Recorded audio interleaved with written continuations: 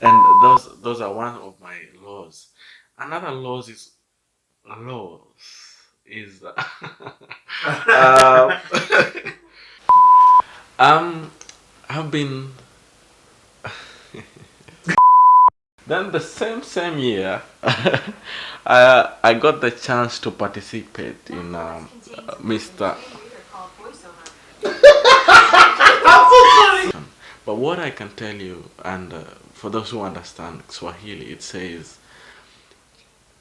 ask you how you are, you just have to say that you're fine when you're not really fine, but you just can't get in. one, because they say in Swahili, umoja ni nguvu, to mean togetherness is stronger than being on. Just hold on, just hold on, things will get better, things will get better.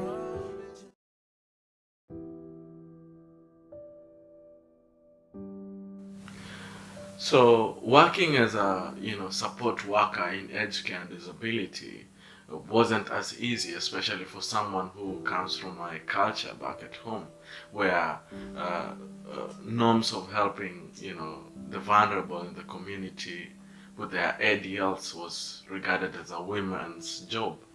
So changing that norm to be my daily routine was quite difficult, but I thank God for the strength. And also, I was doing the nursing on the side, the studies, the assignments. It was never easy, but for me, I planned myself in that between Monday and Friday, I would do studies, I would work, and try and finish my assignments. Then on the weekend, Saturday, I would go and play sports and hang out with my friends and cook. And also on Sunday, go to church and then, just reflect upon the week. So I can always say I had time to, relax and see the process. How has it been? What can I do better? And what can I work on? Or what are the achievements that I made? And that helped me a lot moving from one step to another. And after I finished my nursing, I went into mental health. I went into mental health because, as we know at this time, mental health is on the rise. And I want to be among the people who will be there to support those people who need, help with their mental health illness. So I got into that, did that for about another 2 years.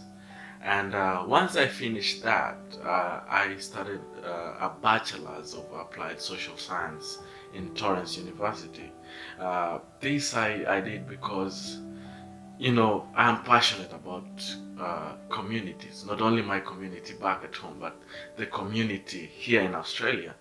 And to understand the community, you also sometimes you require to have a nursing background to understand the biological function of the community, and on the other hand you need to have mental health to understand how people think and how people behave.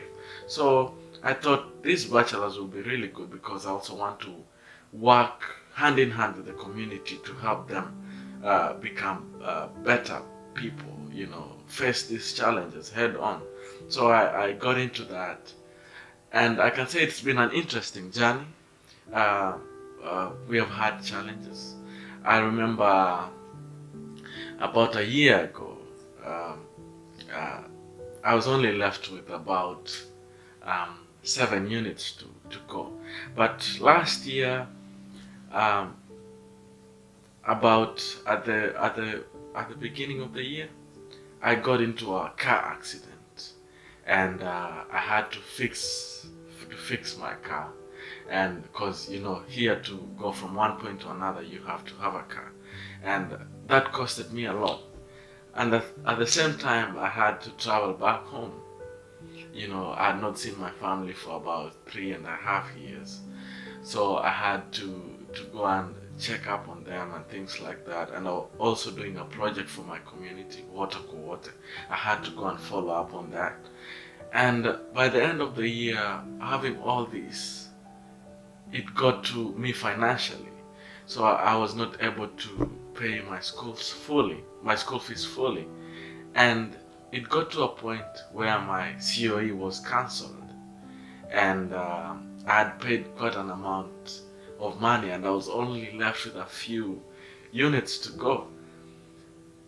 I was very disappointed. I thought, should I give up? Should I leave this? But I was like, you know what? Challenges come. And being a person who I am, I thought, I won't give in to this. Let's do this. Because things like this come along for you to give up. But if you give up, you become a loser.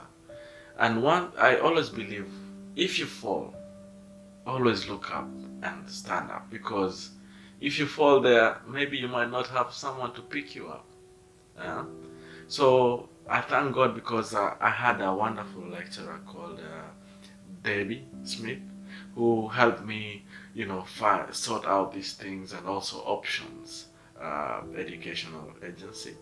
They helped me a lot sort that out, and not a lot of people know this actually. I've never told anyone that my COE was cancelled, because I don't believe in, sometimes sharing some things to people. But today I share it with you because I want you out there to get encouraged in case something like this happens to you. So after that,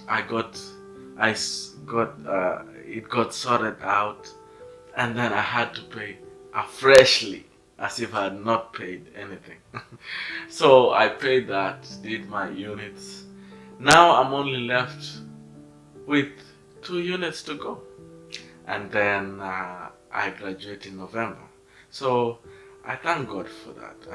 I know not a lot of people get such an opportunity, to study for that while, and also to come as far as I have. So I want to thank God for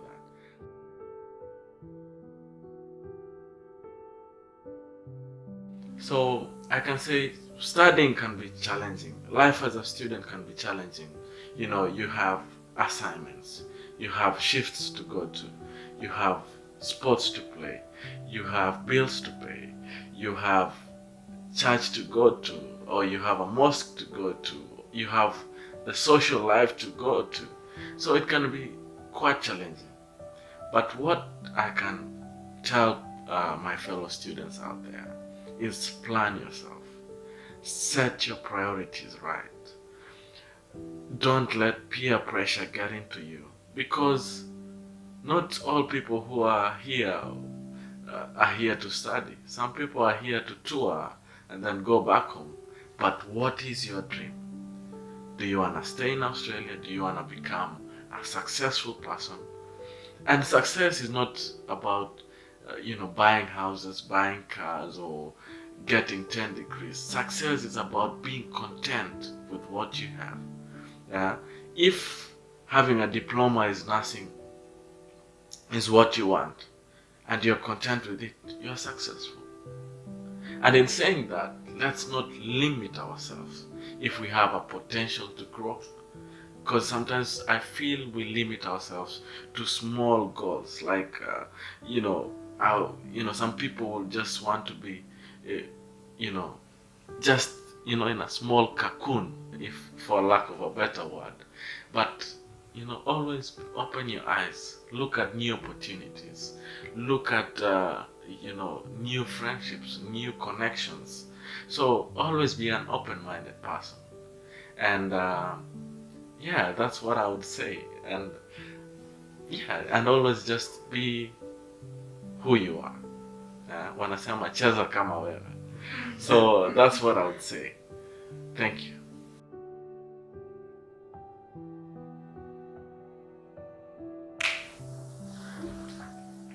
Life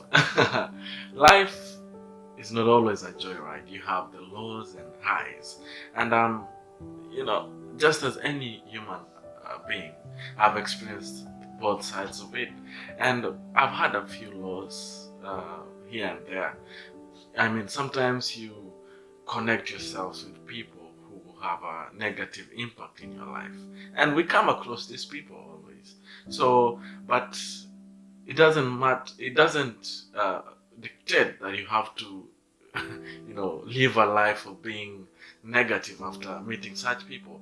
Or sometimes, you undergo things like financial crisis and you don't have money to pay your rent or the bills, which is normal because sometimes we are extravagant, we are human, we make mistakes. But the joy of it is for us to work on our mistakes and move to the next step. And right now, I can say I thank God because even though I've gone all through that, all the struggles of paying school fees, all the struggles of, wanting to achieve things in life, now I can say I'm a step ahead. I started this journey with a single step, but now I can say I've made more than 1,000,000 steps, which I'm glad and I am honored and humbled to be where I am today. I can say that because sometimes we think maybe we'll not get somewhere, but we can get somewhere if only we position ourselves in the right place. And right now, I'm hoping and I'm hopeful I'll be graduating in November. And I'm glad because if the corona menace ends, I can also manage to get my parents to come and celebrate the joy that, they started together with me. I know it, as I said, it's not been an easy journey, but now we can come as a family, celebrate. Now I can invest peacefully back home and here because we have worked, we have been blessed. And what I would advise the youth out there is that we have the chance to work and invest right now. Please, let's use that opportunity. They say the youth are the backbone to the society. And indeed we are, because if we don't invest, if we don't work at the moment, where will our future rest upon? So as the youth, please, and anyone out there, invest wisely, work smart, and also have, something to relieve yourself, whether it's your spirituality, whether it's, playing sports, whether it's doing something that makes you calm down and focus and reflect and correct the mistakes. Please do. And knowledge is paramount, and there is no section of knowledge that is not important, because once you have knowledge and you use the wisdom that you have, then you can move levels up day by day. So whether you have studied a certificate 3, a diploma, a bachelor's, a PhD, a master's, everything is important so long as you position yourself in the right place to use that knowledge that you have. So there's this saying that people say, the grave is one of the richest, the graveyard or the cemetery is one of the richest place of knowledge, because we have all these professions that have passed away, and they have passed away with knowledge. For you, you have the chance to use the knowledge while you're still here. So please do use the knowledge, because knowledge is important. And just as I come to an end, I would like to quote a verse from the book of Philippians 4:13, which says, I can do all things through Christ who strengthens me. And indeed, yes, we can. It's just for us to realize that we have the potential in us to achieve greatness, because no one was born to be a failure. But if you don't sit down, reflect, and focus, then you won't be able to achieve the greatness in you. Because I believe every single person has a purpose in this life. And your purpose might be to be the best doctor in the world. And another one's purpose might be to be the best chef in the world. So never compare yourself with another person, because you have a different story, You have a different purpose, and we are all unique in our own way. So make sure you grow in that. Make sure you shine in the little or a lot that you have. So I want to just tell all the students out there, life is never easy for anyone. We have ups and downs, but the joy of it is walking with hope in your pocket. Have hope in your pocket so that whenever you fall, you can get the hope out and continue with it. Let it shine.